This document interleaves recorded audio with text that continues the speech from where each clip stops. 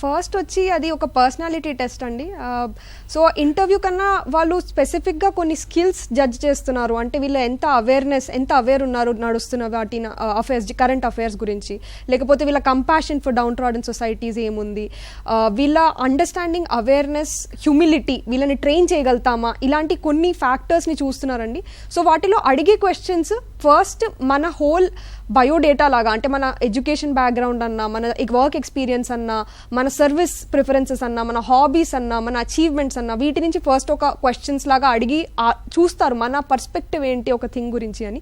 తర్వాత current affairs, beat అంటే ఇప్పుడు ఇంటర్నేషనల్ రిలేషన్స్లో ఏం నడుస్తున్నాయి, లేకపోతే పొలిటికల్గా, లేకపోతే ఎకనామిక్ సిచ్యువేషన్ ఏంటి మన కంట్రీది, లేదా సోషల్ ఆస్పెక్ట్స్ ఎలా, వీటిలో మన అవగాహన ఎంత ఉన్నది అన్న పర్స్పెక్టివ్లో కూడా జడ్జ్ చేస్తారు ఇంటర్వ్యూలో. ఇవి కాకుండా కొన్నిసార్లు సిచ్యువేషనల్ క్వశ్చన్స్ కూడా అడుగుతారు. మీరు ఒక డిస్ట్రిక్ట్ మెజిస్ట్రేట్గా ఉండి అక్కడ ఇలా ప్రాబ్లం వస్తే మీరు ఏం చేస్తారు, ఇలాంటివి. సో వీటి అన్నిటి నుంచి ఒక ఓవరాల్ ఒక జనరలిస్ట్ లాగా థింక్ చేసే పర్సన్, వీళ్ళు అన్నీ చాలా బ్యాలెన్స్డ్గా ఆలోచిస్తున్నారా అన్నవి చూస్తున్నారు.